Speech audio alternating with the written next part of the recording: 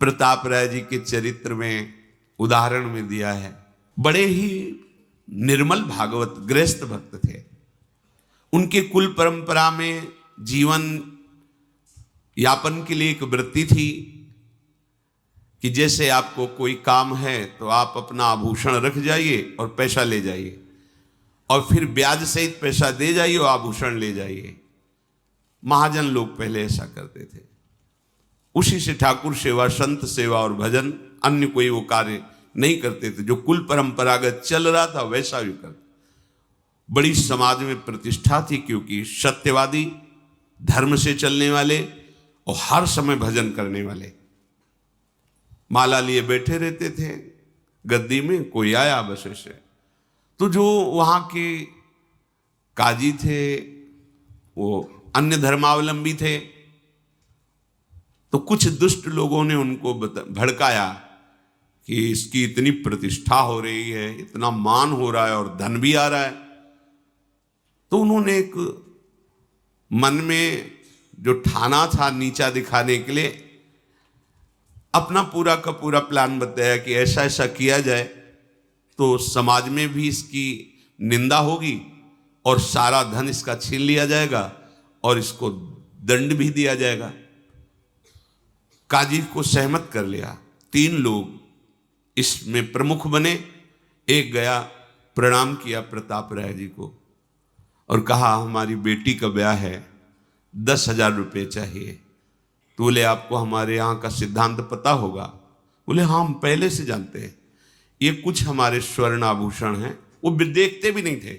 एक बड़ा बॉक्स रखा था, अपना नाम लिखकर पर्ची रखिए उस पर और आभूषण रख दीजिए, और उनका सेवक रहता, 10,000 रुपये ले जाइए, और जब आपको काम हो जाए तो ब्याज सहित वापस कर जाना, अपने आभूषण ले जाना। देखा भी नहीं क्या है। थोड़ी देर बाद दूसरा आया, हमारे घर में खाने को भी नहीं है, हमें अर्थ चाहिए, तो हमारे स्वर्ण आभूषण ये हैं, आप बिल्कुल 10,000 3 लोग ले गए और अपने आभूषण ऐसे रख गए पर्ची लगा के। 4-5 दिन बाद ही आए, 10,000 रुपये ब्याज सहित वापस किए और आभूषण पहले ने उठाया अपनी पर्ची। अरे देखो कितना नाटकी है, इसमें एक भी आभूषण नहीं, इसमें तो पत्थर भरे हो। पत्थर ही रख गए थे, उन्होंने देखा भी नहीं। भक्त का जीवन विश्वासमय होता है, क्यों कोई छल कपट करेगा ऐसी भावना से।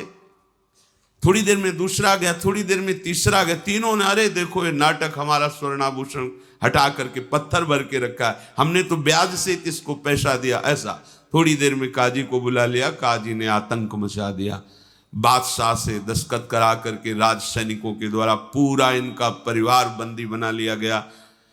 इन्होंने अपनी पत्नी को कहा ठाकुर जी लो आभूषण लो, पीछे की खिड़की से भाग जाओ, ये कोई भगवान की लीला हो रही है, हमारे द्वारा तो कोई गलती हुई नहीं। बहुत ही उनको अपमानित किया गया। गांव के लोग समझ गए कि ये पाखंड कर रहा था, भक्ति नहीं कर रहा था। अरे एक आदमी झूठ बोलेगा, 3 आदमियों के साथ, और वो कपटी ठग थे ही। ऐसा होता है, भगवान की बड़ी विचित्र लीला होती है। कभी कभी सत्य को पर्दे में ढक दिया जाता है और असत्य का बोलबाला दिखाई देता है, लेकिन ज्यादा दिन नहीं चलता वो। इनको बंदी बना लिया गया, सारी संपत्ति अपहरण कर ली गई। कुछ लोगों ने कहा कि इनकी पत्नी है और ठाकुर जी के आभूषण और ठाकुर जी के लेकर के वो अपने मायके चली गई। वहां सैनिक भेजे गए, उसको भी बंदी बना कर ठाकुर जी को भी लाकर जहां सब स्वर्णाभूषण जमा किए जाते उस खजाने में ठाकुर जी को भी रख दिया। जब पत्नी पास में ही बंद करके आई और उनको एकांत मिला, तब वो रोने लगे प्रताप राय कि मुझे ये जो अपमान मिला है, बंदी बना लिया गया, मुझे इसका कष्ट नहीं। नाथ, मैं आपको प्रगट मानकर 8 पैर सेवा करता था, आपको एक आभूषण की तरह ही खजाने में रख दिया गया, ये मैं सह नहीं पा रहा हूँ। आपको कैसे भोग लगे, आपको कैसे जल पिलाऊं, आपको कैसे शयन कराऊं।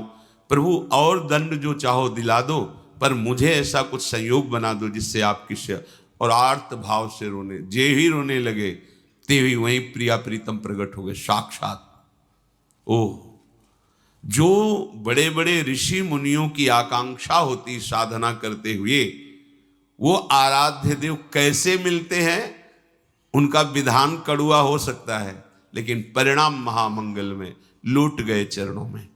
तत्काल भगवान ने कई विश्वसनीय जनों को, अधिकारियों को प्रेरणा दी कि ये निर्दोष है। जांच की गई तो काजी सहित उन तीनों को झूठा पाया गया। बादशाह की तरफ से उनको दंड मिला और पूरे नगर में ससम्मान के साथ प्रताप राय जी को फिर स्थापित, उनकी प्रतिष्ठा, उनका मान, उनके ठाकुर, उनकी संपत्ति। और राजा ने कहा आज के बाद सदैव हमारा सहयोग रहेगा। क्या हुआ? थोड़ी देर के लिए कड़ुआ विधान नजर आया, लेकिन भगवत साक्षात्कार का योग बन गया।